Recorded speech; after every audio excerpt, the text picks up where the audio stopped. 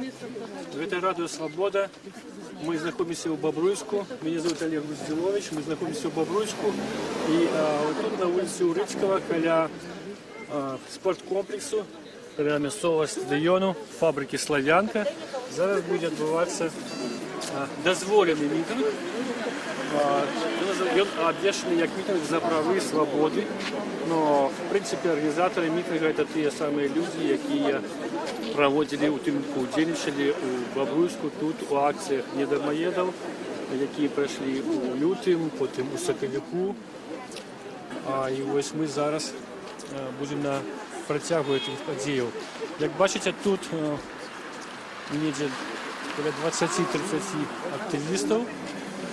Приехала заявница митинга Галина Смирнова, вядомая бабруйская активистка, якая уже отбывала покарание сутками за такие акции. Но она звернулась с заявкой на проведение этого мероприемства. Ей дозволили провести его сегодня, 9 числа. Сегодня вербная неделя, ее святкуют активно у Тымлюку и Бобруйску, верники православные, католицкие. До речі, тут так само удзельнічаюць. Ну, пришли сюда на пляцовку женщины с вербочками, с веточками, якія побывали уже у церкве и у костелах, але вось еще вырашили удзельнічаць и у акции. И на пытание мое, ці будет заминать вот такое религийное мероприемство, тому что тут будет отбываться. Они сказали, не, люди мусят прийти. Ну, покуль мы не бачим шмат людей, але все ж таки их поболело. Место тут, конечно, для акции вельми незручное. Натуральная пляцовка 20 на 5 метров.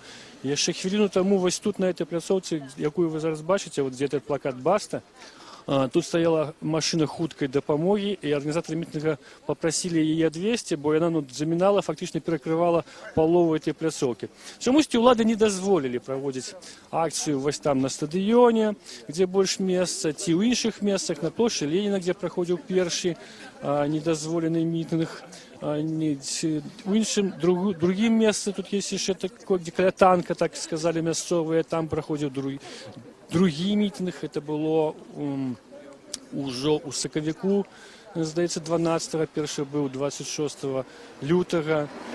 Ось, обрано було вот это место, магчыма, каб, ну, не замінаць вернікам у этот день. Ці з інших міркаванняў. Мы бачим, что люди уже починают выставлять свои потребования, что-то не так, нам нужна работа на родине, и народу работу, власть под контроль. Мы можем зараз испытать людей, які тримають эти плакатики. Можно до вас вернуться? Это «Радио Свобода», на простой эфир, Олег Гуздилович. Ну, если я смогу вам ответить на ваши вопросы. Да, как вас зовут? Виктор. А у вас на плакатику написано «Народу работу, власть под контроль». Это что вы вкладываете в это сенс? Чему Сейчас акция проходит по отмене декрета о тунеядцев, скажем так. Почему? Последний раз это обмолвилось, что как бы, значит, первый раз, когда это был экономический эффект от этого, то, что 450 тысяч писем счастья было разослано. Потом, когда, скажем, народу начали лишать работу. Вот. Вы домогаетесь, кого вы зусим отменили? Конечно, конечно. Потом это оказалось, что этот декрет имеет моральный аспект, но я считаю, что этот декрет имеет аморальный эффект, потому что 23 года прошли, и никакого экономических реформ нету, и абсолютно ничего нормального нету. Вы расскажете про ситуацию во всей Украине, так? Ну, конечно, это, в общем-то, декрет номер 3 делался под что? В первую очередь, чтобы отнять деньги.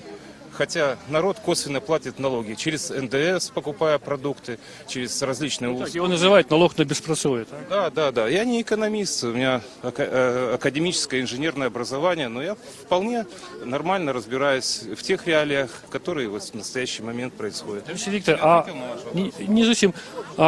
Виктор, а вот вас непосредственно этот декрет тычется? Меня конкретно этот декрет Ну, вы знаете, если затрагивать эту тему, это не один час я буду разговаривать. Так не или два нет? часа. Ну, конечно, да. Конечно, затрагивает и моих друзей, и моих знакомых, и я считаю, что каждый гражданин Республики Беларусь отвечать по совести и не бояться сказать правду. Вы зашли, ваша жонка? Нет, я компания «Говори правду», лидер, вы разом. лидер компании, наш лидер Татьяна Николаевна Короткевич. Я была доверенным лицом на президентской кампании 2015 года. Вот это наши люди, это все компания «Говори правду». Мы пришли поддержать людей, хотя мы здесь не все безработные, но есть и безработные. Я считаю, что это закон антиконституционный. Ведь Конституция гласит, что право на труд, право на хорошее достойное образование, на достойную жизнь. Сейчас мы катимся вообще в бездну. Жизнь стала невозможна. А что в Бобруйску тут? Такое житье складанное? Рассказываю, сейчас были парламентские выборы, мы закрыли 3 участка, то есть наши кандидаты, наши доверенные лица ходили по домам, то есть мы общались с людьми, люди сказали, что жить невозможно. Это коммунальные услуги дорогие, все. Сейчас получается, что люди падают в никуда, молодежь уезжает с нашей страны, хотя все хотят и умеют работать. Я считаю, что надо что-то менять в этой стране. Добре, дякую вам, Людмила. Пробачте, ви сказали, що люди сказали то і то. І от зараз ми підійдемо до людей, так само до вас ви вже поговорили, да, може бути нам підскажуть. Ось люди, які тримають эту свободу народу. Можна до вас підійти, Радіо Свобода, Олег Грузилович? Радіо Свобода, Олег Грузилович, ми їх питаємося, от ви тримаєте такий активний плакат «Свободу народу». Ви лічите, що проблеми зі свободою в Білорусі? Есть. И вельми большие. Ну, это акция супротив этого супротив декрету о тунеядстве, так? Не только. Тут акции и против этого декрета, и вообще за свободу в Беларуси. Яких свобод вам от особисто не хапає? Свободу слова. Свободу действий. Свободу действий. Ходишь и боишься. Ви маєте на увазі проведення мітингів, акцій, пікетів? Ни с того ни с сего могут тебя забрать. В магазине, в кафе. И вообще, Магазинівка? Ви за що? 26-го был, когда у нас на площади Победы забирали с магазина «Квартал», лично я сама видела, вывели 2 парней, ни в чем не виновных, посадили в машинку, увезли. Це шаковика був? Да, стояли парни возле музея на площади Победы. Тоже подошли, забрали 2 и повезли. Ни в чем никто ничего даже не говорит. Ну, у вас був такий хапун, я веду, да? Хапун був. Але ж потім людей відпустили, наскільки я думаю. Ну, нам неведомо, пишут, что отпустили. Откуда мы знаем, отпустили их, что им... Их отпустят, конечно, но финансовые какие... Але до этого были акции в Бобруйску, я веду, что были люди покаранные и были посажены на сутки у Тымнику, не около 10 Не человек. только на сутки, на 15 суток. И Галя говорила, что 15 даже и ребятам продлевали, потому что именно когда должны митинги быть, их забирали, не выпускали, прямо выходя из дома. Поэтому жить стало невыносимо во всех планах. И в зарплатах, и безработице, и во всем. Поэтому Лукашенко должен уйти сам, а не ждать, пока что-то грянет больше. Та же война, и тот же Майдан, и тоже все. Потому что у людей уже нету силы, терпения и все. Ви от особисто люди, як вас зовут далі? Наталья. Наталя, ви особисто думаєте, що справа не тільки в цьому декреті номер 3, а у неких політичних потребуваннях, Да, так? да, я так думаю. З цими потребуваннями люди хочуть звертатися. Зарплаты нету, это одно. То, что за тунеядство платить, люди не тунеядцы. Люди ищут каждый, где что можно заработать, какую копейку, чтобы прокормить семью. Где ее искать? В России? Так какой же он тунеядец? Потому что не платит Лукашенко резиденцию строить очередные. Что это? У детей будущего и внуков никаких нету. Ладно мы, а дети, внуки? Какая пенсия? Разве можно жить? Какая зарплата? Яка у вас пенсія чи зарплата? У меня зарплата 2300.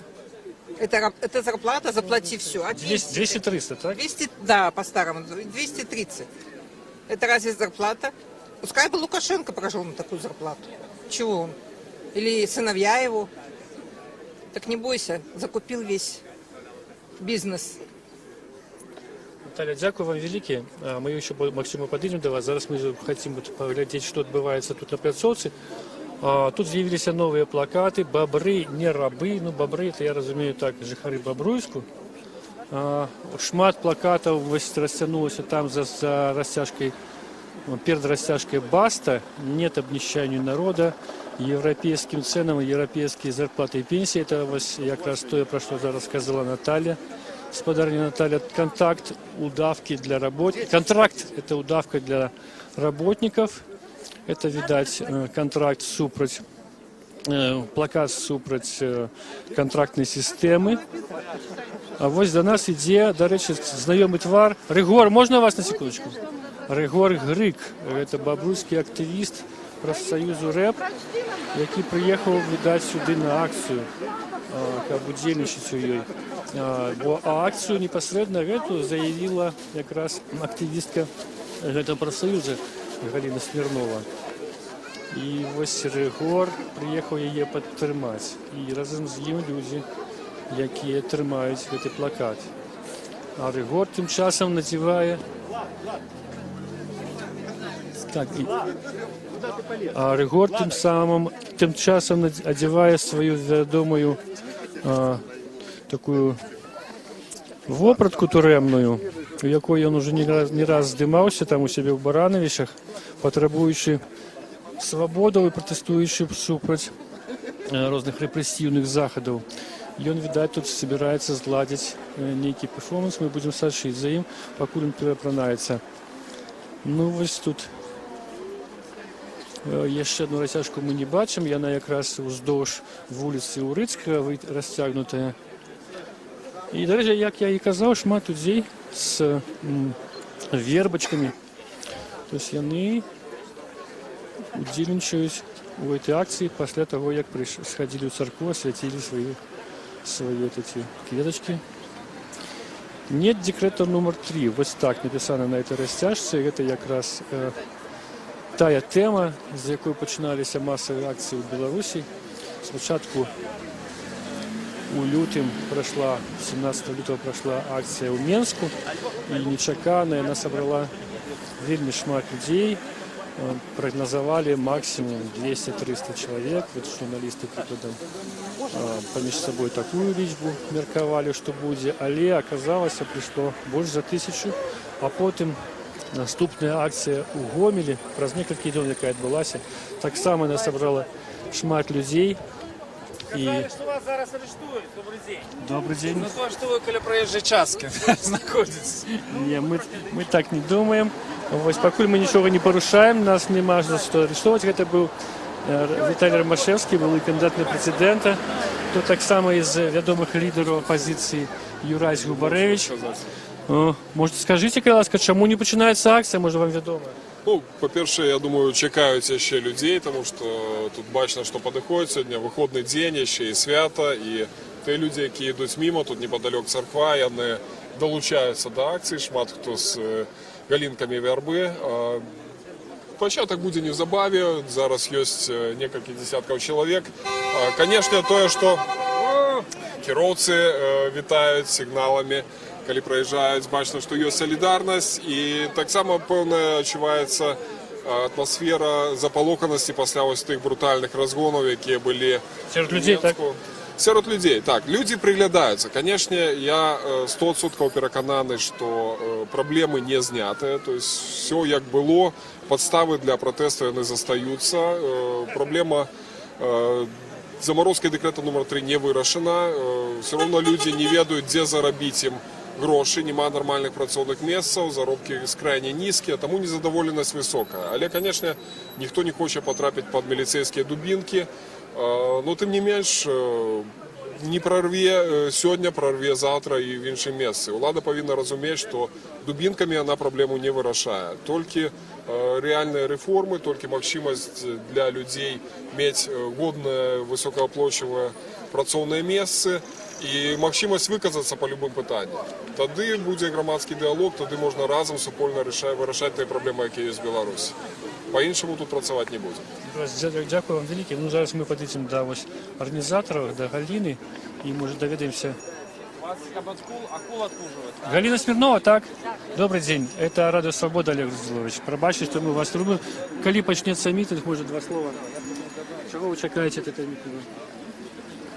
У нас сегодня тема полная отмена декрета номер 3, так как декрет, нам сказали, что его приостановили, нам сказали, что он там приморожен. Мы не верим в то, что он будет отменен. Мы не верим, что вновь не будет запущена вот эта машина и людей не начнут вызывать, штрафовать и так далее.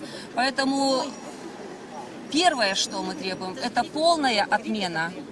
Без каких-то доработок, без каких-то там поправок, полная отмена декрета и признание властями, что это была ошибка. Второе. Сегодня в Беларуси есть много политзаключенных. Мы требуем так, уже изъявились, прекращения преследовать по политическим и каким-то надуманным мотивам. У нас в Бобруйске 26 апреля было много задержаний необоснованных, незаконных. Коля 40, так? Что? Коля 40. Да, 34 человека, но, возможно, это было еще и больше. Мы считаем и требуем, чтобы власти добиться извинения перед вот этими людьми. И, конечно, вот как вы видите, вот это место, оно совершенно не предназначено, хотя оно решением исполкома было отведенное место как место для проведения массовых мероприятий. А это ранее было такое решение принято, Да, таким еще бангалор таким в местовый, 2007 году было решение, что постоянным местом для проведения массового мероприятия это стадион Урицкого, 76А. Ну, естественно, что стадион, клетка, люди не хотят быть животными, быдлом, идти куда-то там в клетку в какую-то. Это як відбувається у нас на Бангалоре, люди так само не хочуть. Здесь непроходящее место, здесь люди практически не ходят, ездят машины, но... Тут и ризиковано, тут бесконций рух вот это. Да. Но в любом случае этот шум и для проведения какого-то массового мероприятия, для того, чтобы нас услышали, здесь не совсем удобно. Я посмотрела, внимательно почитала все вот эти нормативы, все вот требования, которые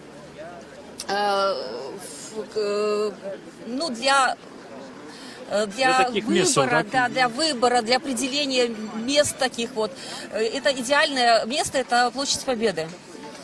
Там и люди есть, там нету такого потока транспорта, там нету такого шума. Это идеальное место. Поэтому третий вопрос, который будет подниматься, это определить постоянным местом для проведения массовых мероприятий, это Площадь Победы. Добре, Галина, дякую вам велике. Это Галина Смирнова, активистка. Пробачьте, Галина, еще раз. Так коли вы начинаете? Что начинаем? Пробачьте, мы не будем вам заминать. Да. Ну как, разрешает, дозволяет?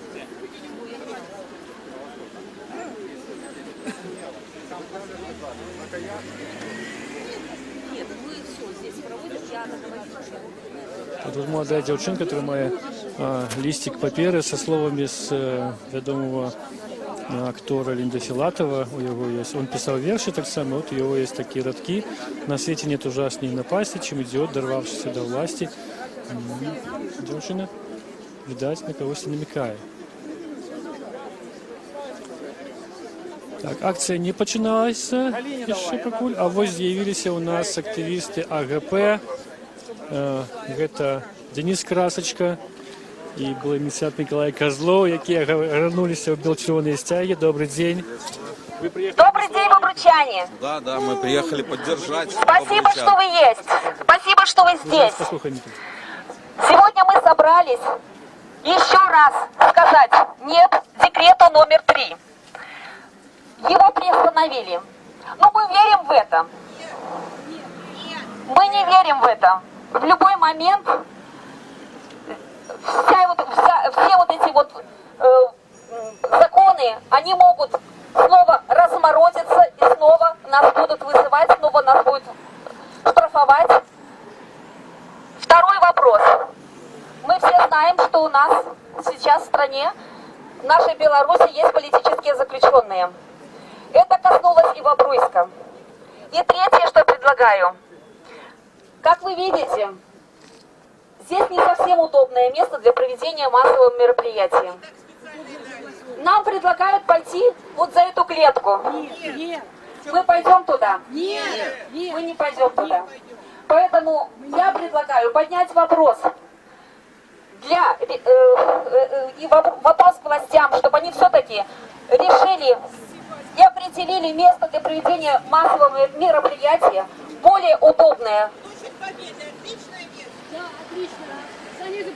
Площадь Победы – это идеальное место для проведения массового мероприятия.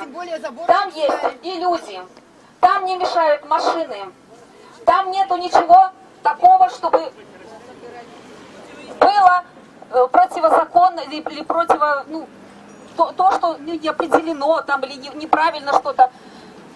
Поэтому вот эти три вопроса, возможно, может будут еще какие-то вопросы, возможно, будут какие-то пожелания. Пожалуйста, вот этот микрофон, можно подходить.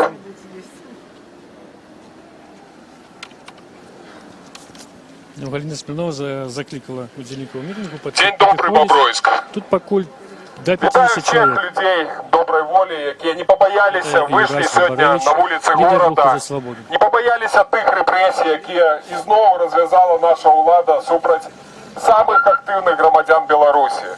Ви всі чудово ведаєте, яка хвиля протестів пішла по регіональних городах, була в Мінську. Що на це відказали влади?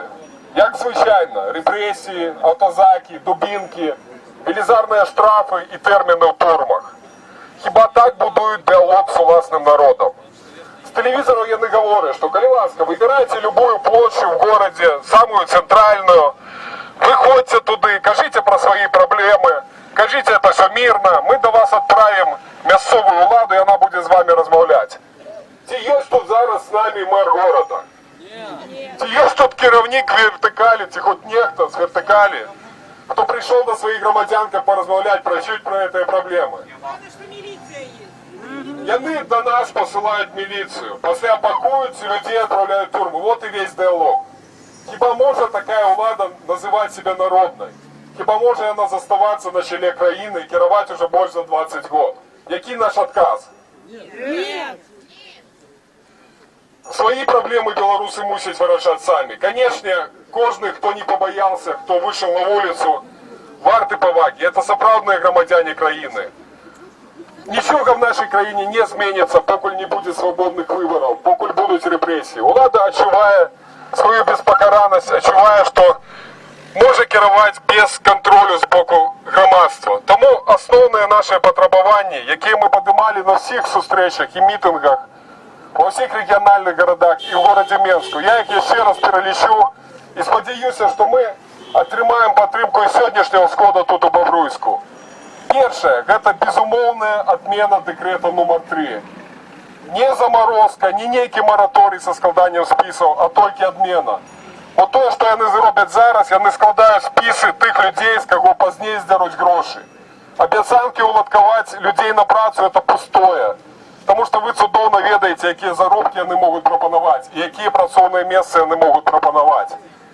Другий пункт – это безумовное вызволение всех тих людей, які кинуті за крати. Зараз більше 20 чоловік знаходиться по так званій справі патріотів. Это кримінальна справа і кримінальна відказність. Вони повинні бути визволені безумовно. І третій пункт. Коли влада хоче справжнього діалогу, коли вона хоче, щоб громадство почуло те, що вони пропонують, і в свою чергу хоче почути громадство, повинні бути в Білорусі справжні, прозрісті і демократичні вибори. 3 пункти, які я пропоную прийняти сьогодні по виниках обміркування. Треба міняти в Білорусі ситуацію. Треба жити нормально, годно в своїй країні. Тільки тоді буде жити Білорусь. Живи Білорусь! Живи Білорусь! Живи Білорусь! Дякую вам. Я пропонував би виступити зараз усім, хто хоче виказатися, хто має що сказати. Коли ласка.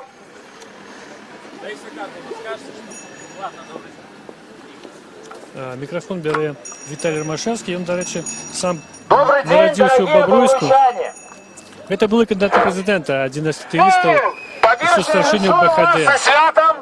Сегодня вербная неделя уваход Господа Ісуса Христа у Єрусалим. Я дякую всім тим, хто сьогодні прийшов сюди. Я ведаю, что в Бобруйску расповсюдживали плетки, но это старые КГБшные методы, да? Плетки, заполохивание, страх.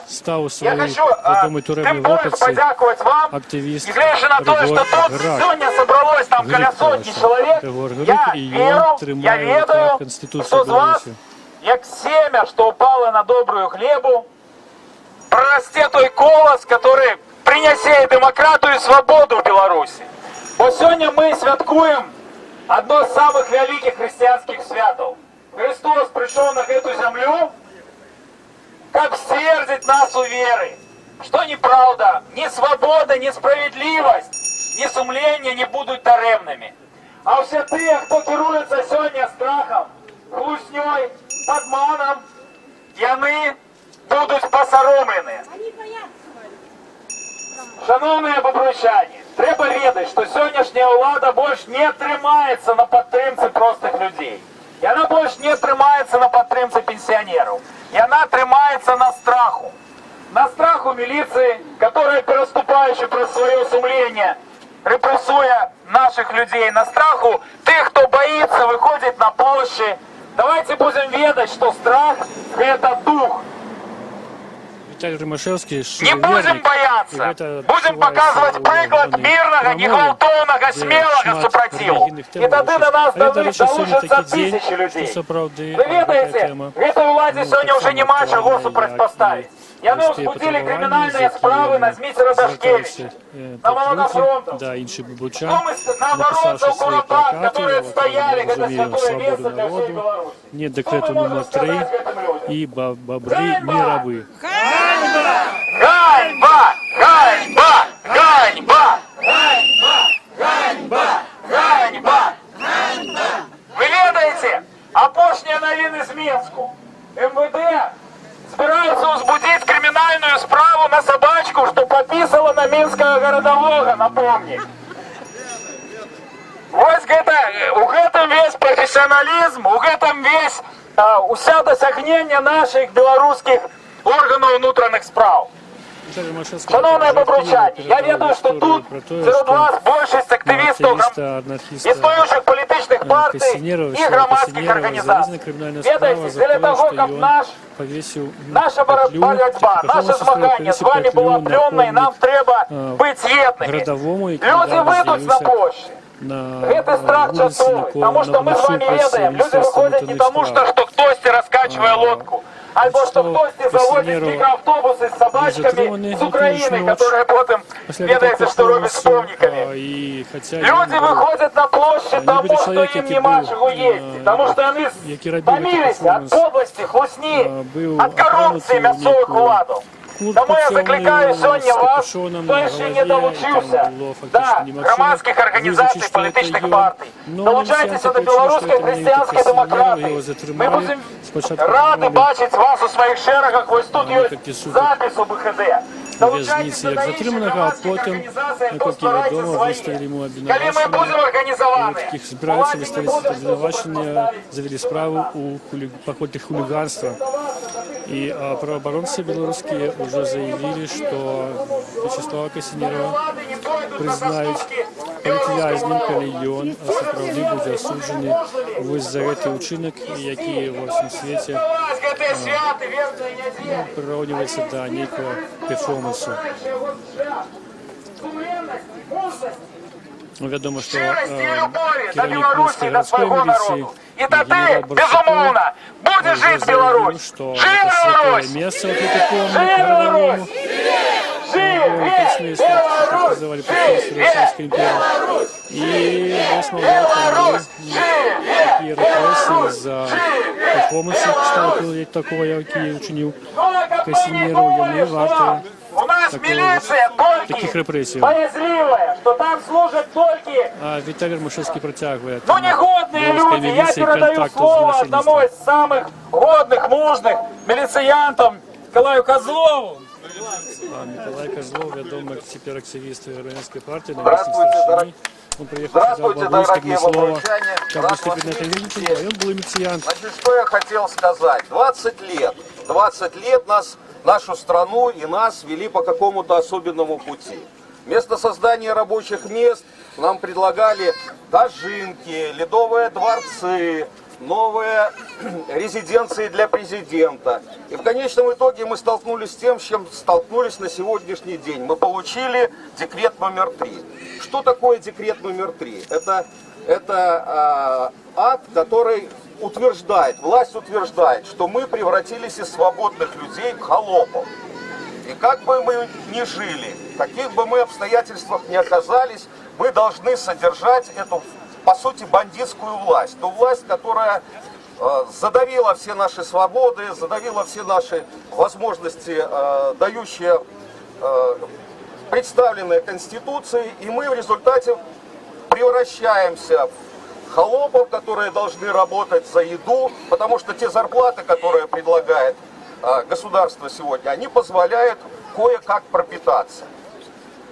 Друзья мои, я считаю, что мы должны все вместе очень часто говорить власти о том, что мы недовольны. Может быть, только тогда дойдет до них, что мы не рабы, что бобры не рабы. Бобры не рабы! Бобры не рабы! Бобры не рабы! Живе Беларусь! Живе Беларусь! Живе Беларусь! Гэта был Миколай Козлов, былы падпалкоўнік міліцыі, які падчас выбораў 2008 году выкрыў фальсификацию на своем участку. Мэра, да, народа! Тем часом Виталий Давайте не Машевский соромьтесь, выходите на нас, да? пропонує людям Поразмовляйте с людьми, закликать на зустрічу місцевого керівника Сашню Гарвиканкама. Я называю его мэром, хотя в Беларуси мэра нема. Мэр — выбранная особа, выбранная посада. пошукаем заодно и А познайомимся. в Беларуси Давайте я передам микрофон кому-нибудь. на такие посады призначає, Таїсія реально Карповна, призначає Александр Лукашенко. Керівник ПХД, которая вырастила двух годных сынов. Таисия Карповне слово. Кабанчук. Таїсія Кабанчук, так, відома активістка, вона зараз буде промовляти. Добрый день, поважаныя бабруйчане. Сёння нас мало. Гэта ўлада зрабіла ўсё, каб людзі баялись, каб людзі закрывались. Але надыходзіць час, і ўсё меняется. Сёння прыйшлі самыя смелыя, самыя дастойныя. І я спадзяюся, што нас будзе з кожным днём больш і больш такіх. І толькі тады, калі нашы плошчы будуць запоўнены смелымі людзьмі, наша улада пачне мяняцца. Яна проста сыдзе, бо яна трымаецца на нашым страху. Яна трымаецца на падмане народа. Вось зараз яны не хочуць. Яны придумалі гэты дэкрэт 3. Ён такі безглузды. Ён яшчэ больш прыніжае наш народ. І гэта людзі разумеюць. І гэта ўлада ўжо зразумела. Але яны не хочуць яго адмяняць, таму што яны баяцца сваіх, нават сваіх прыказы баяцца адмяніць, не кажучы ўжо пра што іншае. Яны хочуць, каб мы зараз завесці грамадства ў такую сітуацыю, хто астаўся без работы, чтоб мы шли к ім на паклон, чтоб мы іх становіліся попрошайкамі, чтоб яны хочуць зноў нас прынізіць, чтоб людзі збіралі зноў то цэлыя стосы нейкіх папер, нейкіх дакументаў і даказвалі, што яны не маюць магчымасці заплаціць гэты налог. Гэта зусім так улада не павінна паступаць са сваім народам. Дзе наша праца? Дзе годныя заробкі? Мы будзем у іх пытацца кожны дзень і кожны час. Таму што яны прывялі краіну ў такую сітуацыю. І яны павінны. І калі яны не могуць яе вырашыць, гэту праблему, трэба гэту ўладу папрасіць сысці. Нам патрэбны свабодныя выбары. Нам патрэбна, каб улада перад народам заўсёды мала справаздачу. Бо калі мы ўладу не абіраем, яна будзе заўсёды намі пагардаваць. Бо яна прызначаная, І вона перед своїм народом ніколи не робить справоздачі. Тому давайте сьогодні потребуємо свободні вибори, чесні і справедливі. Живе Беларусь! Живе Беларусь! Живе Беларусь!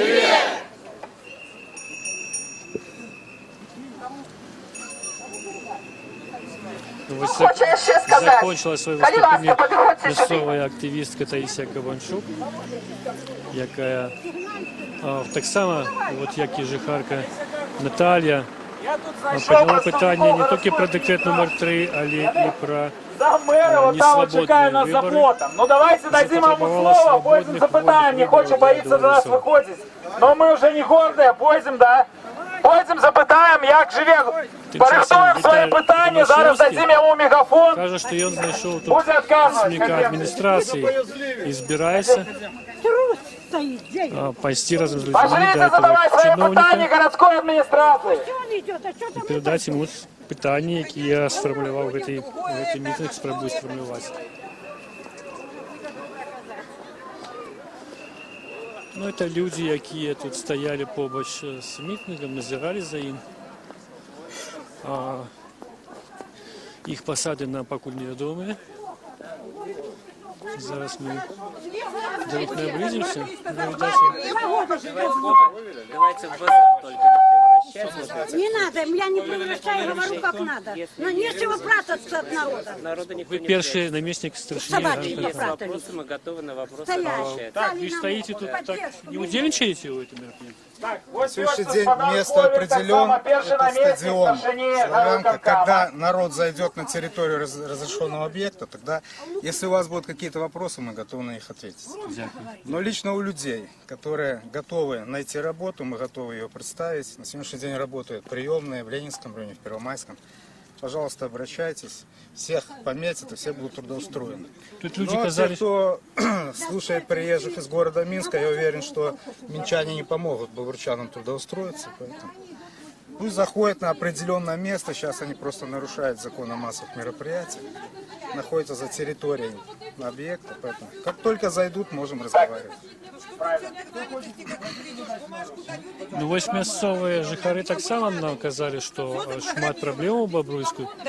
І не тільки економічних, вони кажуть і про свободу вибору. Я еще раз повторяю, то, что может решить власть, она решит. О каких конкретно проблемах говорят бобручане, мы не знаем. Если еще, повторяю, если им нужна работа, пожалуйста, все будут трудоустроены, переучены, если на это будет необходимость. Вот зараз якраз женщина про это кажет, мы ее послушаем. Мы не решим ни одного вопроса. Это кроме раскола общества ни к чему не приведет. Давайте учиться уважать друг друга и слышать друг друга. И вот с этого надо начинать. Не надо... Когда мы не слышали власть, скажите. Когда мы не слышали власть. Олег, я все прекрасно понимаю. Олег, давайте по очереди. Давайте. Да, давайте сьогодні скажемо владі, каб вона нас почула. Тому що перше питання, думаю, яке ми зададим гэтай владі. Чому яны дають збиратися на отшибах города, коли є центральная площадь, площадь Перемоги. Площадь... Давайте так, соблюдать порядок. А ну-ка отойдите. Встаньте, пожалуйста, вы не заявщик митинга. Вы поглядите, что он робит. Поглядите, что робит. Уважаемые коллеги, порядок митинга. Люди, приезжающие из Минска, вам не помогут. Порядок, Пожалуйста, порядок проведения митинга сегодня будут определять те, кто... Подождите. Поглядите на заммэра, шановное господарство. Это просто комедия. Так, давайте так. Давайте сначала вы научитесь себя вести, хорошо. Хорошо. Научитесь. Так посмотрите. Я хочу перед народом выступить. Это мой мегафон. Спасибо, я могу и без мегафона. Это хорошо, что когда у Римашевского хорошее настроение, да? Это прекрасно. Посмотрите, ну руки уберите, пожалуйста. Уберите руки. Я традиционной ориентации. Уберите от меня руки. Так вот, это просто клоунада про ориентацию. Давайте так зададим первый вопрос, на который попросим нашу мэрию ответить. Почему людям не дают собраться на центральных площадях города? Почему их загоняют на отшибы. Ну, першого намісника Січного виконкому до лікаря розмови. Ну-ка, Так, еще один представитель администрации. Значит, уважаемые бобручане, Назовите, конечно. Маркачев Александр Васильевич, зампредседателя горосполкома. Значит, сегодня Виталий Ромашевский с Губаревичем цитировали, что глава государства сказал с высокой трибуны: определите в местах, в городах, в селениях, местах, где может местные исполнительные распорядительные органы общаться с народом. Это место определено. Это место является... Это место определил городской исполнительный комитет в 2007 году по согласованию с общественностью города Бобруйска. Значит, 10 лет тому назад, да? Это было 10 лет назад. Ну, можно же Вы знаете, Люди незадоволены, видать. Значит, надо уважать все население города, понимаете? Надо все население города уважать. Когда мы сегодня... А Давайте... вы готовы провести референдум? Вот молодой человек пропонует провести референдум по тому, где митинговать. Проведение референдума входит в полномочия местных законодательных органов, то есть городского совета депутатов. Обращайтесь, пожалуйста, пускай граждане обращаются и посмотрим. В чем неуважение людей, то, что здесь проводят? В чем неуважение будет, если проводить на площади? Значит, сегодня Галина Михайловна Смирнова говорила о площади Победы. Я вам хочу ответить следующее. Площадь Победы – это святое место для того, чтобы там собирались. И там народ города Бобруйска собирается на мероприятие, связанное с военно-патриотическим воспитанием.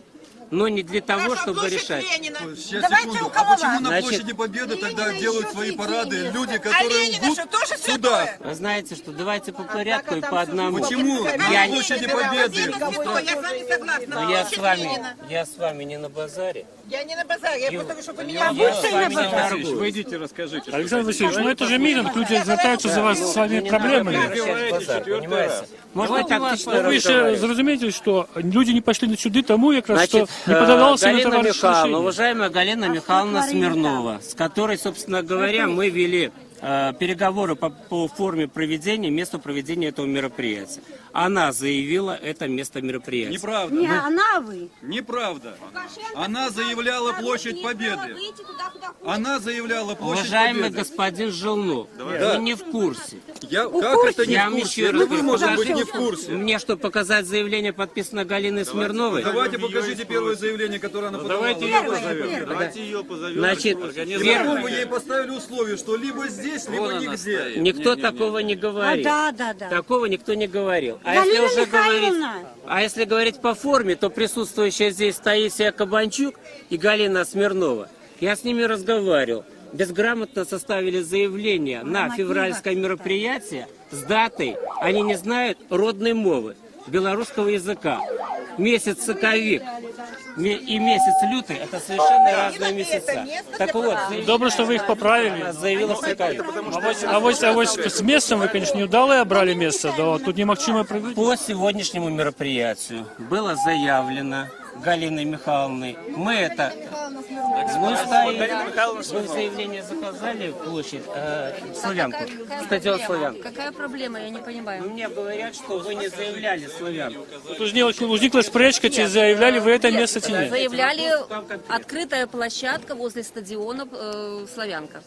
Открытая площадка стадиона Славянка. Да. Площадь Победы. Мы предлагаем вам, как властям, все-таки собраться и пересмотреть вот это решение. Дайте мне сказать, пожалуйста. Для определения места проведения массового мероприятия, это идеальное место, площадь Победы. Здесь предлагали люди. И я еще раз об этом говорю. Потому что это не место для проведения массового Я мероприятия. ответил на конкретный вопрос. Какое место было заявлено организаторами? Отвечаю. Стадион Славянки. А перед этим какое заявлялось место? Что перед этим? Александр Васильевич, а яка зараз ситуація з безпрацов'ям у Бобруйску? Значит, напряженная ситуация. Городская исполнительная власть для этого делает все необходимое. Общественная приемная работает в том числе и в выходные дни. Ярмарка вакансия, которая была проведена в Дворце искусств, около 1000 человек пришло, 300 человек сразу же были на квитки даны для трудоустройства. Сегодня системная работа в этом направлении проводится. Мы... Зарплата какая, скажите? Да, вот про заработки. Зарплата разная, начиная... Ну вы же взрослый человек, господин Желнов. Вы же знаете, что $500 не будет получать 900 человек белорусов. Средняя зарплата. Мы же взрослые люди, все понимаем. Я слышу, смотри сюда, давай. Уважаемые друзья, Сколько людям пропонуют? Заработки какие? значит, 100 долларов, заработная 200? плата от 2,5 до 4,5 миллионов. Есть, Почему вы миллионов все лечите? У вас уже не миллионов. есть профессиональный труд, который значительно выше оплачивается. Ну, к сожалению, на него не может быть... Александр Васильевич, ну миллионов давно мы не разрабляем. Что? Миллионов давно мы не Хорошо, я разрабляем. понял. 200, 250-450 рублей.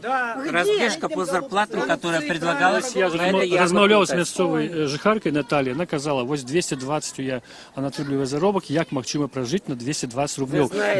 Это 120 долларов. Ну, я вам скажу так, зарплата действительно разная, но по зарплате и труд. И если, собственно говоря, Бачите, труд який на у вас 200... який у вас заробок? Я не скрываю, у меня зарплата 1000 рублей. На 1000 рублей можно прожить. Да. Но извините, уважаемые. Вы эти 500 я уже предлагаю вам обещанные стать мэром отрывливаете. города. А зачем мне вас? Ну так а что тогда вы задаете этот вопрос? Какой у вас заработок? Я на Какая пенсия у вас? 2500. 250. Да, 250. Предприятие Модерам Запад, это предприятие частной формы собственности. Да, и по инвалидности 140. А вы можете прожить инвалидом? Вот у человека 140 рублей. Алло, мы ищем таланты. Штрафные санкции идут по этим предприятиям, но указывать частному бизнесу, тем более представители бизнеса с Российской Федерации, немножко это... Мы ратуем за что? За рынок, за свободный бизнес и так далее. Вы говорите, что мы должны частному предприятию что-то указывать. Хорошо. Вы не можете указать частному предприятию, чтобы они... Александр Васильевич. Александр Васильевич. Как я могу это указать? Александр Васильевич, можно вот белорусскому человеку, мы же все белорусские должны люди любить друг друга. Мы любим друг друга. И инвалиды можно получать 140 вообще? Пенсию? Ну, инвалидность, по инвалидности. 140, это 1 400 000 старыми. Как можно прожить о них? Объясните, ну. Ну, я вам не скажу, потому что Потому что я не один получаю столько, не один. Это много-много-много инвалидов. Я с вами согласен, что это и что делать нам? маленькая Порвать зарплата. рубашки на себе и подойти к исполкому. Что Вы делать? все равно нам не дадите. Я ничего. скажу, что делать. Ну, что надо? Нужно всем вместе работать, чтобы лучше работала Дайте работу. чтобы больше наполнялся Молодцы, бюджет я вас люблю, и честное увеличивать. слово. Молодцы. Александр Васильевич, а у вас есть статистика, сколько бобруйчан з'їхали працювати у Росію? Вот это сколько? 1000 человек? Но я знаю, что сейчас бобручане наоборот возвращаются на историческую родину, в том числе в город Бобруйск. Потому что высококвалифицированный труд в России сегодня ценится. И какие предприятия готовы их працевлаткувати? Это Бобруйщина, что молочный, ваши вот, Значит, червоных у меня здесь есть пищевик. начальник управления по труду, она может более точно ответить. Наталья Адамовна, подойдите, пожалуйста. А вот Александр Васильевич на місці старшині запросив чиновницу Наталью Адамовну. За 500 долларов. Ну не будет 500 долларов. Ну, Сказал же Александр Григорьевич, зачем ну, среднее вы, сказал. зачем вы Ну, мы ж против прекрасно- Александра Григорьевича идете? Ну, Я вам еще раз 500 говорю, долларов что он сказал, всем обеспечить работой за 500 долларов. средняя зарплата по стране 500 долларов. Долларов говорили, что зарплата должна составить на конец года. Правильно? А сколько он Это уже обещал зарплата года? заработать, а не просто для того, А чего чтобы вы отталкиваетесь не от Александра Григорьевича? У вас что, одна? А вы верите, что вам будет вот заработок у Бобруйска будет 500 долларов? Это Ну что вы совсем скажете? другое горе. Нет, не верю. Он уже сколько раз брахал. Не только вот сейчас сказал к концу года. Такое Пусть было сюда до выборов приехал. 2010 года, так? Да, да. Пришел мой внук с армии. Стоял по труду. Значит, 1,5 года стоял по труду.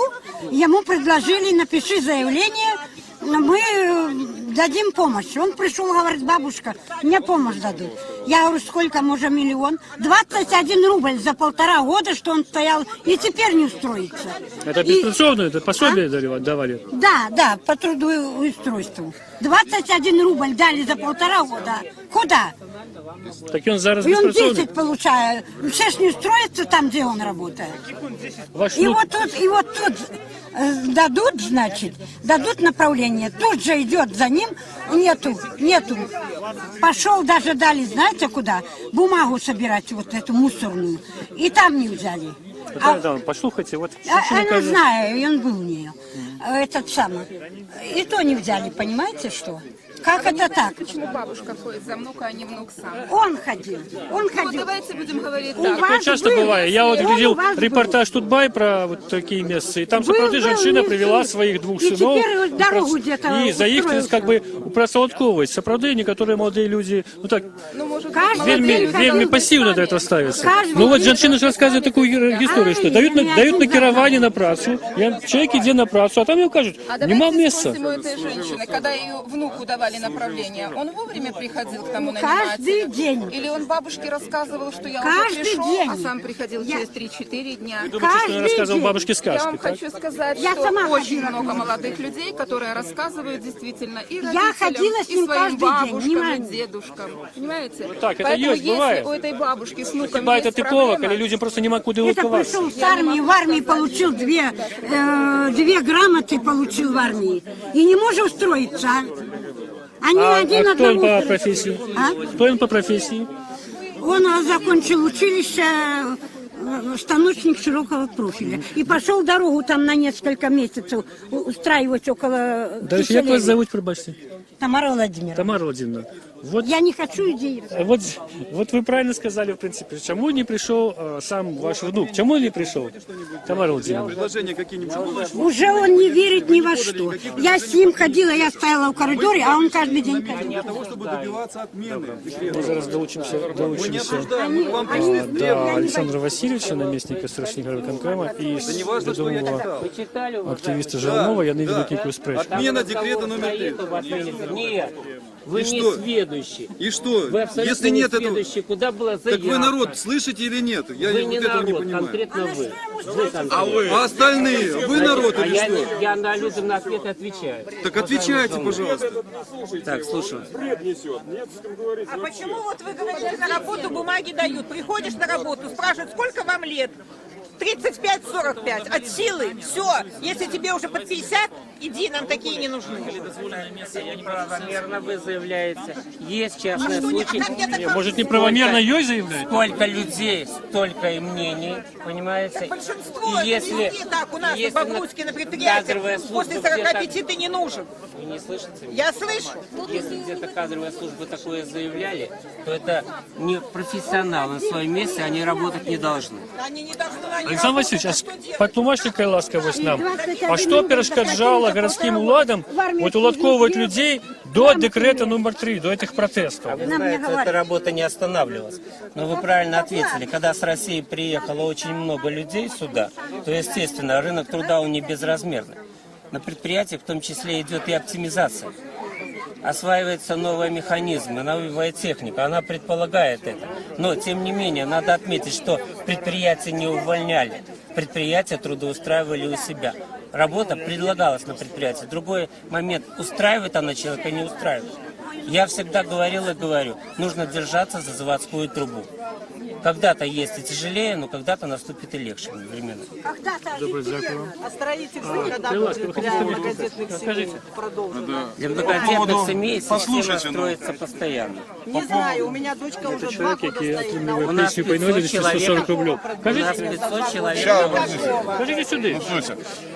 По поводу коэффициента рабочего стажа. Вот люди сидят, работают, допустим, отдел кадров, они всю жизнь сидят и еще хотят работать до 80 лет. Я их понимаю, пускай получают. Вот. Но люди у нас есть, которые работают где-то дворниками, где-то кто, а у них благодарности. И тут начинается коэффициент, какой-то коэффициент. Они что?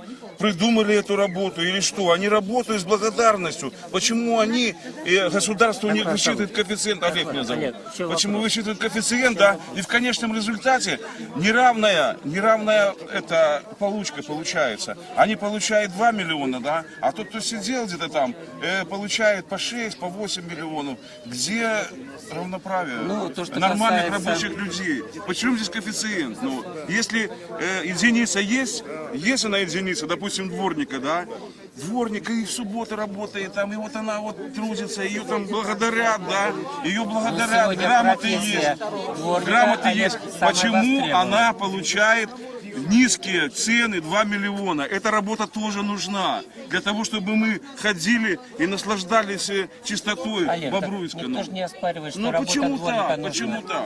Сегодня самая востребованная работа в городе дворника. Почему так они получают? Оплата какая? И вакансий Оплата дворника нет. Оплата.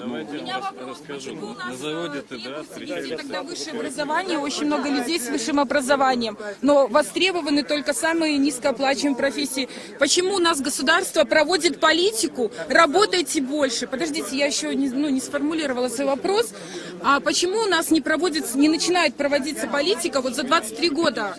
Очень мало сделано в направлении работы эффективной. Почему мы не берем лучшее из развитых стран, из стран с высоким уровнем жизни? Почему у нас все еще по-советски мы живем до сих пор? Вот это вот, понимаете, это основной корень зла. Советские технологии во всем. А скажите, Караска, чему вы отлик такие 23 года? Чему это такая линия? Ну ладно, пускай не 23, я говорю, но просто... Но вы маете на увазі правление Лукашенко, так? Да, я не хочу переходить на личности, я просто я не хочу касаться вообще вот этого, я просто объективно пытаюсь смотреть на вещи, никого не оскорбляя. И, но вы зауважили, что за 23 года ничего не изменилось. Да, можно сказать и так.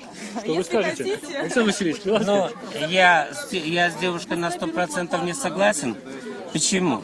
Потому что высокотехнологичное производство есть и в городе Бобруйске.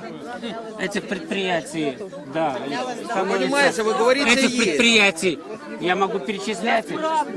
Вы мне перечислять, значит, предприятие Легпромразвития рядышком. Я не буду говорить про 500 Это частное предприятие, вы говорите о государственном. Хорошо, красный пищевик.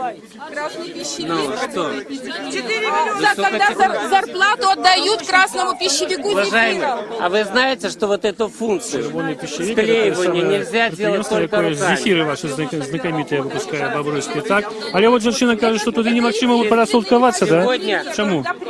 Там все занято. Все занято, все по знакомству, наверное. А какие там заработки? Ну, средние 3 500. 350. Да, 350, 50 и выше, в зависимости от работы. А на Белшине? Не работала, не знаю. Ні, які там заробки, що люди кажуть? Не знаю. А я вас уверяю, Добре, дякую вам. Тут дискусія протягується з Олександром Васильовичем, намісником старшини Бобруйського гарвиконкама. Нагадаю, гэта Рада Свобода. Ми ведемо репортаж з мітинга людей, який називається «За свободу і прави». Але фактично гэта мітинг про те, що треба адміняти третій декрет президента Лукашенка, спиняти репресії політичні. День Победы, там и И праздники. так само удельники митингу указали про политичные свободы, про новые выборы. Идешь, да, люди улыбаются, такие счастливые, все. Сейчас идешь, да, такие все понурые. Да вообще на любой праздник, все не обнимаются, все не угощают друг другу. Потому что, первое, это минимальная зарплата, они получили в школу туда-сюда, детей накормили, они сидят дома. И нету той улыбки, что было раньше, понимаете, нет. Нету той улыбки, что вот нету вдохновения того. Люди должны обниматься, все. Александр Васильевич, одно еще питание. Вы давно наместник старшины гарвиконкама? Именно этой должности. 5 лет. 5 годов. Да, за эти 5 годов у вас были такие вот размовы с Конечно. Я постоянно общаюсь. На митингах? Я постоянно общаюсь. В том числе... Такие жесткие размовы такие у вас были? Я не считаю, что это жесткая размова. Я считаю, что здесь идет диалог. Это так, меня такие пригласили, в котором я участвую. активный диалог. Активный диалог. Так были Это такие хорошо. диалоги еще? Конечно, были. Конечно, были. И еще в 2011 году я выходил к людям и разговаривал. И в 2007 году я выходил. Почему вы одразу не вышли? Вы стояли тут, ховались. Потому что я же сказал. Подождите, я отвечаю. Я сразу сказал, значит, если я выхожу туда, значит, я санкционирую несанкціоноване место проведення. Добре, дякую вам. Тут на стичуть які події протягиваются. Так, мы зараз... Дякую вам еще раз. Александр Васильевич, это был наместник старшины горвыконкама. Тем часом все люди пошли... Секундочку. Тем часом все люди пошли сюда на митинг, он, видать, кончается уже.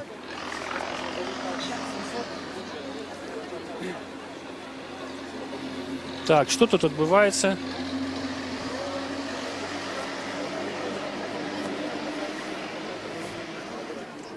А что тут отбывается, потлумачьте, пожалуйста? Ничего, вышли для принятия Митинг уже закончился? резолюции. Нет, еще нет. Резолюция зараз да. буде? Да, так. Так, тут будет принимать резолюцию. Живи Беларусь! Живи Беларусь!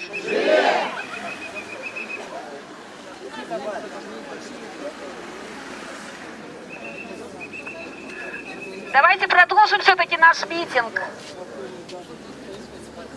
Галина Смирнова, организатор этого мероприемства, запросила людей снова вернуться на ту вопросов. Мы собрались для решения общей проблемы и общего решения.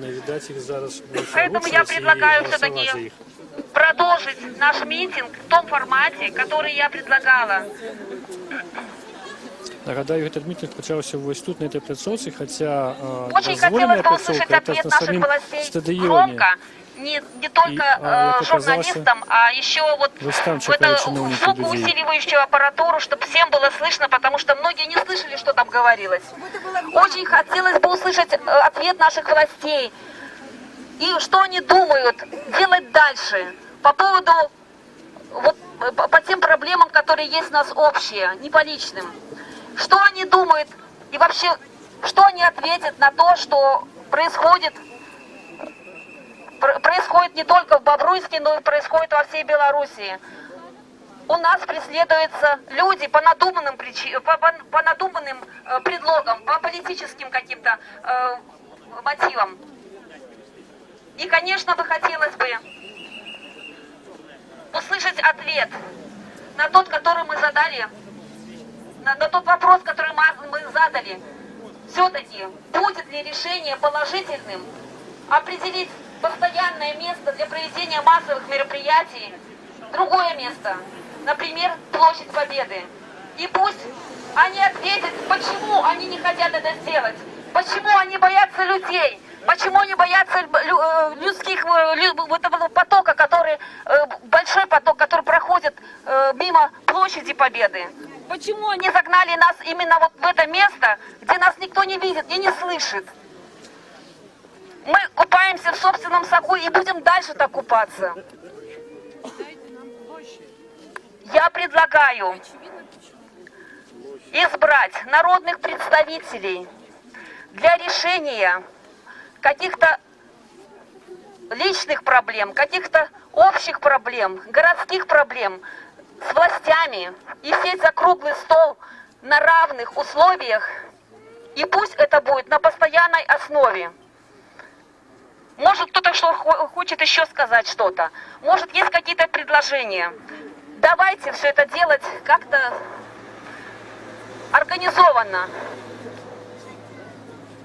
Не будем больше не будем делиться, не будем вот на этой площадке все-таки как-то решать эти проблемы общие. Кто хочет? Уважаемые друзья, я вот внимательно очень послушал вашего чиновника. Я вам скажу, наверное, не все слышали, но я вам кратенько передам то, что он говорил.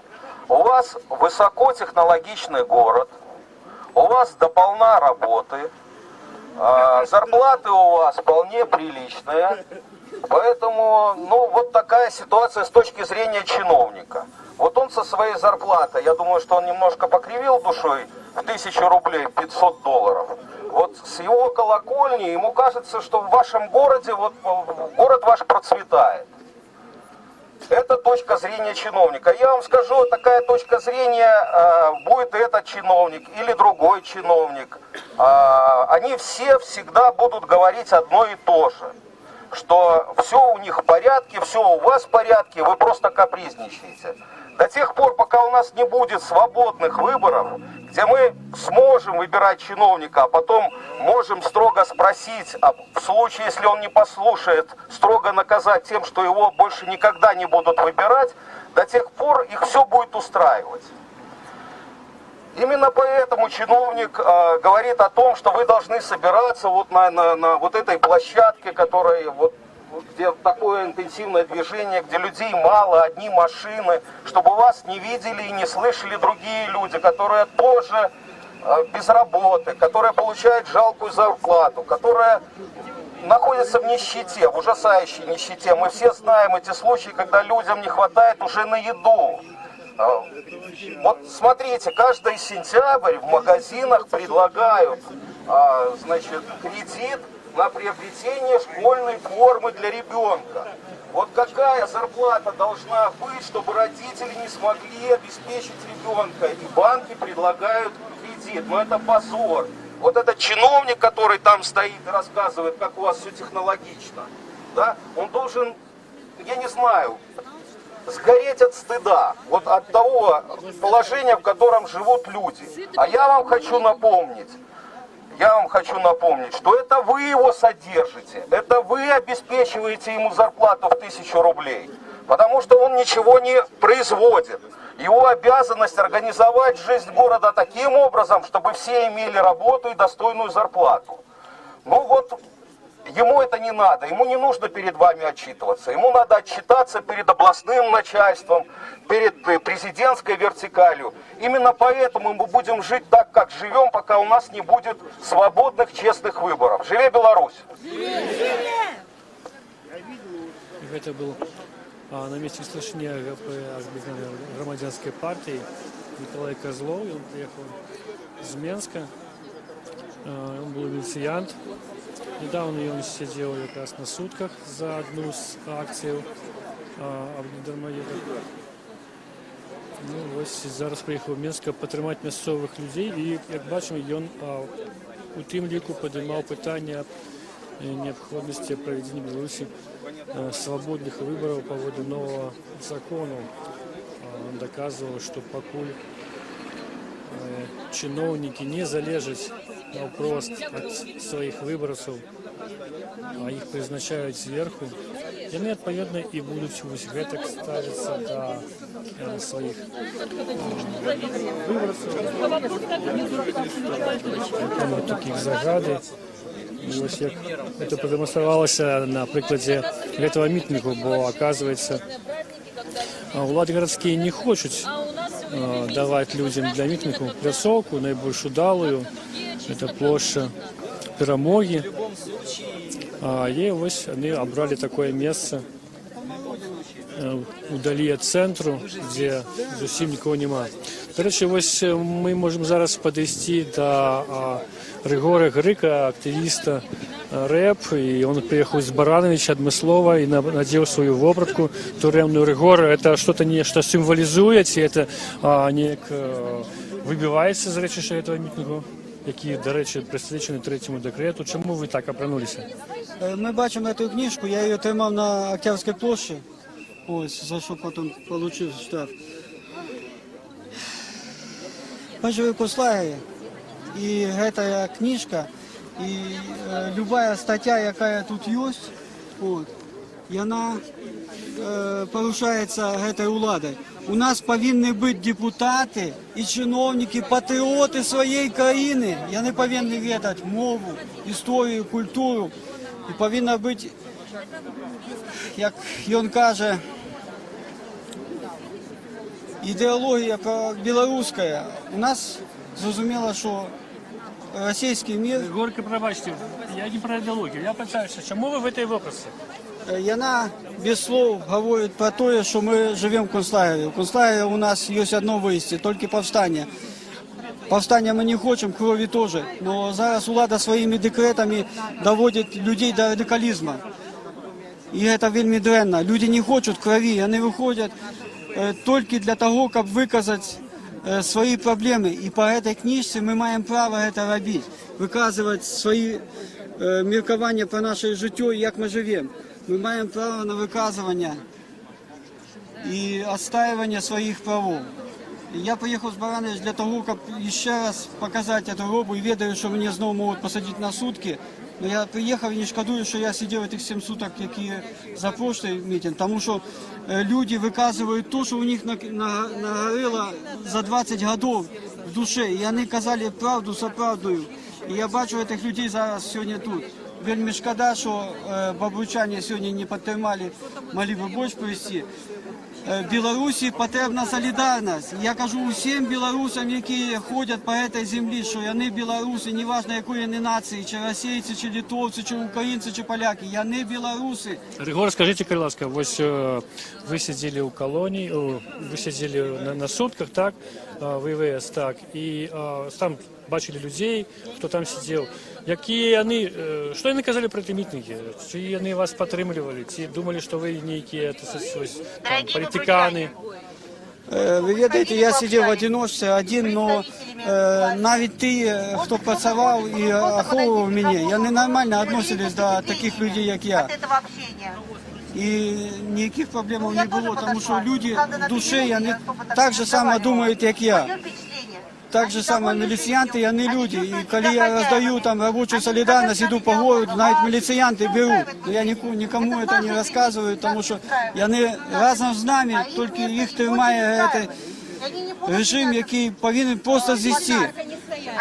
Я сьогодні бачили, що я був со дзвоном. Я дзвоню, це опошній дзвон нашого білоруського народу. Про те, що вони повинні взяти папірку, депутати і чиновники, написати заяву о том, щоб вони зійшли. Тихо, тут. Люди кричать «зажралась». Это, видать, относно влади.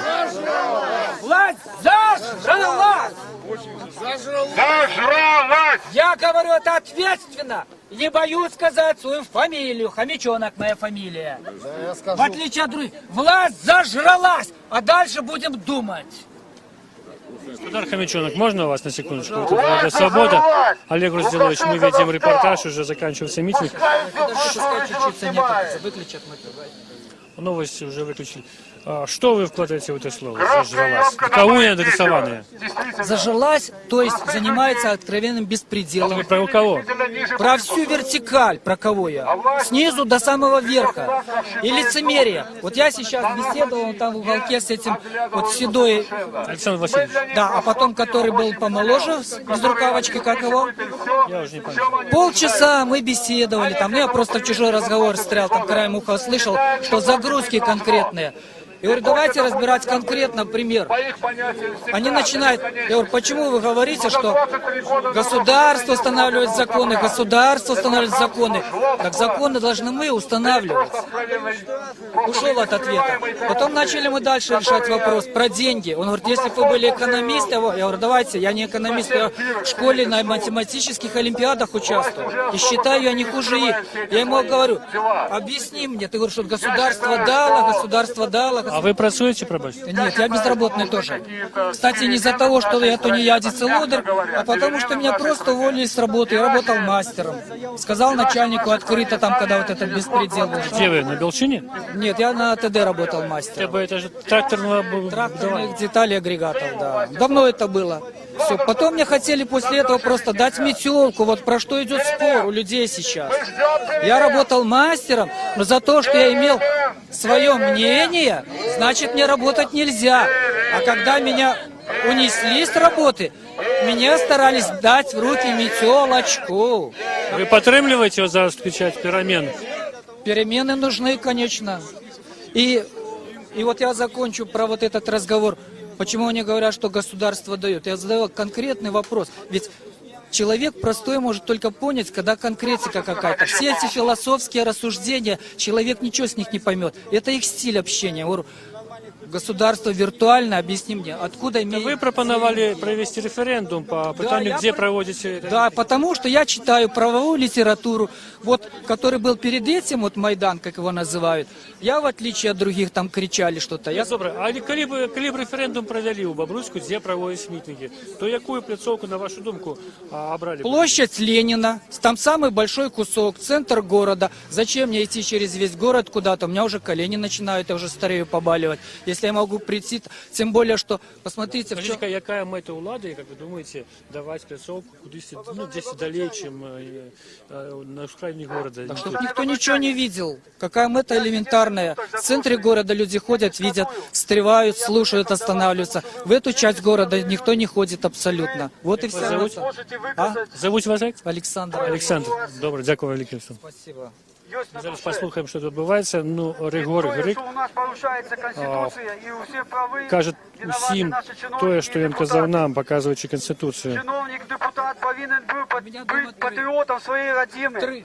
Я приїхав знову підтримати вас. Былий мастер Олександр каже, що його 3 Конституції. А навіщо вам 3? Потому что я, когда с ними работаю, там прямо на полях и пишу красным стержнем свои замечания. Поэтому у меня не хватает просто места. Одна статья противоречит другой, никакой конкретики. Как говорят, в темной водице легко ловится рыбка. Это вот так у нас... Вот просто... Вы лечите, что Конституцию Беларуси треба переписать? Нет, она не конкретна, а размыта. А когда начинаю, я в библиотеке очень много читаю там правовой литературы, которая с 91-го печатается. Для справки вам. Какие у нас пишутся законы. Вот я, к примеру, один открываю, 10 лет всего лишь функционирует закон. Открываю энциклопедию, написано, что закон – это нормативно-правовой документ, как правило, длительного срока действия, минимум 15 лет, а то и больше, в Америке по 200 лет, сами знаете, да? Смотрю вот этот, который существовал 10, открываешь на компьютере 20 поправок. То есть каждые полгода вопрос, за что голосовали вот эти вот дармоеды там, которые получают квартиру в Минске и хорошую зарплату. Если через полгода уже изменяют и делают поправки в этот закон. И любой, какой ни открой, я поднимаю, когда еще по инерции литературы министерством или какие-то законы Советского Союза, я там все понимаю. Читаю нынешние, закипают мозги, ничего нельзя понять, где начало, где конец. Александр, а вы лечите, нужно вот чиновников местных обирать насельництво, чи можно призначать их с Минска? Нужно и призначать. Коммунисты призначали, мы нормально жили. Но для этого должен быть хозяин нормальный. Так у нас в Нибыце есть хозяин? Да, у нас он есть, да. И у нас вот именно, что он хозяин. А нам нужен, вот он обозначил себя батькой. Так вот я вам скажу для справки, если у меня мама, так лучше кусочек всегда в кастрюле для меня оставлен. Лучший. А этот батька старается к своим детям в карман. Вот из-за этого люди вышли. Кто не работает, с него платят налог. Я не спорю против того, что говорили, кто ездит на джипах, трехэтажные виллы, просто укрывается от налогов. Для этого есть правоохранительные органы, и для этого не нужен президент, указ или еще что-то. Выполнять у нас уже столько законов, что можно всем руки вывернуть 10 раз. Но дело в том, что нам нужно, чтобы это звучало оттуда. Нужно, чтобы мы не забывали про икону. Нам нужна икона. У меня другая икона. Александр, Вон Владимир Ильич дякую вам. Ленина стоит на площади Ленина. Олександр, дякую вам велике. Може, ви ж шмат працюєте в бібліотеці, але от чиновник казав, що коли прийдуть до його, він допоможе працевладкуватися. Ось ви збираєтеся це робити? Президент поможе? Ні, чиновник вот Олександр Васильович казав, що коли до його прийдуть, він допоможе працевладкуватися. Ви збираєтеся до його Вы йти? меня снимаете сейчас, да? Так, конечно. Вы снимаете? Я объясню просто на конкретном примере, чтобы было понятно, потому что когда Я вас питав, ви збираєтеся йти до чиновника працевладкуватися? Чому? Потому что я вот тут услышал сегодня, вот, который седой был, что он сказал, когда спорил с народом. Он сказал, это среднее, надо правильно понимать. И поэтому действительно мне предложат работы, чтобы я потерял за ними же задницу. Грубо, но понятно. Вот что они нам... Ну, покуль ви будете протягувати в бібліотеці, так? Да, я буду протягивать в библиотеке. Звучать Конституцию. Добре, поспіху вам, дякую велике. До свидания. Благодарить журналистов, всех журналистов Ласка. за вашу работу, за вашу смелость. Покуль мы ничего еще не заробили? Нет, вы робите это каждый час. Дякую, як вас зовут? Галина. Ви місцева жихарка? Да, я просто ни в какой партии не состою, я сама по себе. И, вот, и хочу, если можно, я прочитаю свой стих для тех, кто... Галина, ми зараз мусимо закінчити репортаж і от довідатися, що там відбувається, тому що нам треба писати. Дякую вам велике за ваше слово. Дякую вам, і що ви прийшли. А ми ось підійдемо до Галини Смірнової, яка є організаторкою этого митинга, этого мероприятия. Что-то тут отбывается, видать, тут собирают подписи. Можно до вас подойти и доведаться. Вот тут подарена Таисия. Добрый день. Что у вас отбывается? Это Радио Свобода, мы хотим Сейчас мы поспитаться. составляем резолюцию.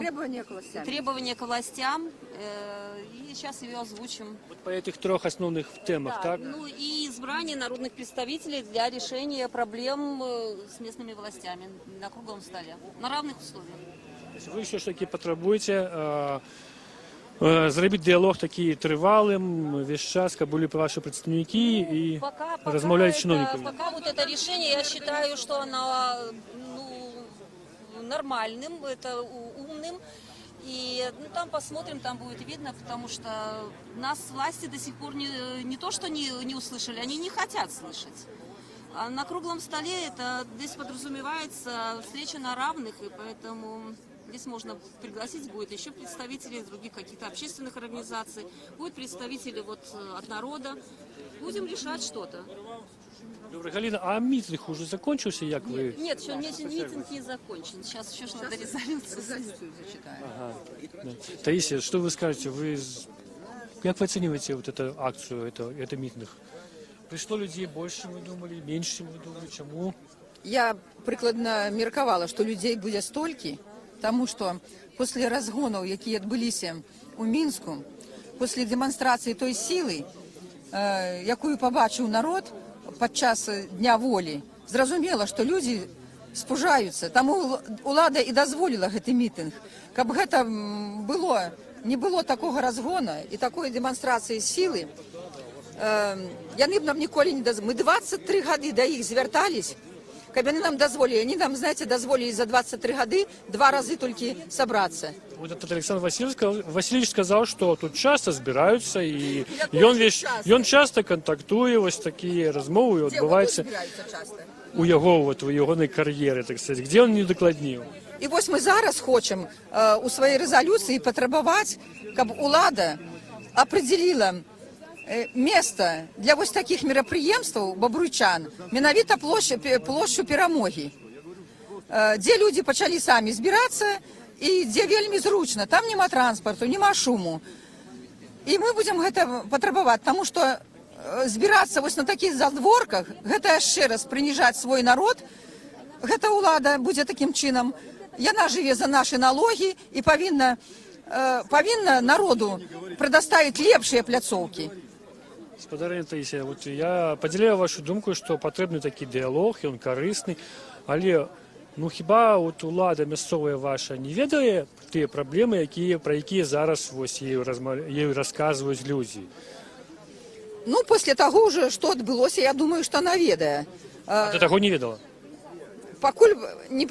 Покуль люди не почали сплачувати ось цей налог, вони, напевно, думали, що люди проглинуть ось цю проблему, будуть бігати, позичати гроші, ці вішатися, може кидатися з балконів, як некоторі роблять, коли немагчимо цей налог заплатити. І так усе і буде продовжатися. Але коли побачили, коли стояли черги на прийом у Гарвиконкам, коли приїхав представник з Мінську, з адміністрації президента, коли там замість 30 чоловік записалось 300, і вони зрозуміли, що це серйозне питання, і коли замість 470 тисяч людей заплатили тільки 50 налог, і вони зрозуміли, щоб справді це питання не просто так вирішити. І треба, а зараз я не ведаю, зараз треба, напевно, вибрати нам представників від нашого Сходу, які будуть озвучувати проблеми, які будуть виникати зараз у нас у місті, і які... А тема свободних виборів залишається актуальною, як ви бачите? Вами буде заявлятися? Я це озвучила, коли виступала на мітингу, що головне меседж, який ми повинні послати цій владі, це зміна цієї влади. Чесні вибори. Представники народні повинні бути вибрані народом. Коли цього не буде в нашій країні, ми будемо протягувати, улазити у цю багну, у якій сидимо зараз. Добре, Таїсія, дякую велике. Ну, мы, видать, будем заканчивать наш репортаж. Вы все чули только что, вот Таисия Кабанчук, одна из удельниц этого митингу Бобруйську, и она озвучила одно з потребувань, про які тут казали люди, це свободні вибори, а так само тут виказували потребування відміни 3-го декрету і локальнае патрабаванне гэта вызначэнне месца для такіх мітынгаў, для такіх мерапрыемстваў. Іншае месца не такое, як тут зараз, якое вельмі незручнае, а недзе на цэнтральнай плошчы, адной з бабруйскіх плошчаў, гэта альбо плошча Перамогі, альбо плошча Леніна, вывучалі розныя меркаванні. Людзі зараз збіраюць подпісы пад гэтымі патрабаваннямі. Пакуль невядома пра нейкія затрыманні, хаця нагадаю, што тут у Бабруйску пасля мітынгу 26 сакавіка было больш за 40 чалавек затрымана, правда, іх потым всех падпускалі без пратаколаў, але затрыманні ўсё ж такі былі. Тут пакуль не было затрыманняў, хаця фармальна, як кажалі нам прадстаўнікі мясцовых уладаў, тут таксама мерапрыемства адбывалася незаконна, з парушэннем закону, бо для самого мітынгу было вызначана месца там за плотам на тэрыторыі стадыёна, але людзі за плот не пайшлі. Адбылася прымерна такая сітуацыя, як у Беларусі, як у Менску, вось з Бангалором, з плошчы Бангалор, куды людзі не хочуць ісці, бо это іх зневажае вот эта тэрыторыя. Ну, вось тут усяго сёння брало удзел до 100 чалавек, можа і нават і крыху менш, але на дзіва розныя былі людзі, маладыя, у тым ліку з каляскамі прыходзілі, з дзецьмі малымі.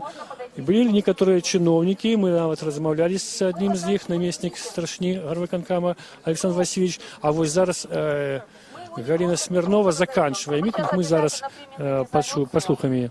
И я все-таки предлагаю избрать народных представителей для решения каких-то местных проблем, глобальных проблем, или вообще какие-то есть многих проблем, которые есть у наших граждан, для решения за круглым столом с нашими властями. Нас власти не слышат. Они не только не слышат, они и не хотят слышать. Поэтому я предлагаю все-таки инициировать круглые столы и сесть на переговоры на равных. Я хотела бы, чтобы кто-то из присутствующих сам... Митинг заканчивается, и мы чули это вошние слова Галины Смирновой, якая сказала, нас улады не чують. Таким чином, відаць, тут і Бабруйску, і ў іншых месцах Беларусі гэты дыялог з рознай ступені актыўнасці будзе працягвацца. Дзякую, гэта был Радыё Свабода, Олег Роздзіловіч з Бабруйску.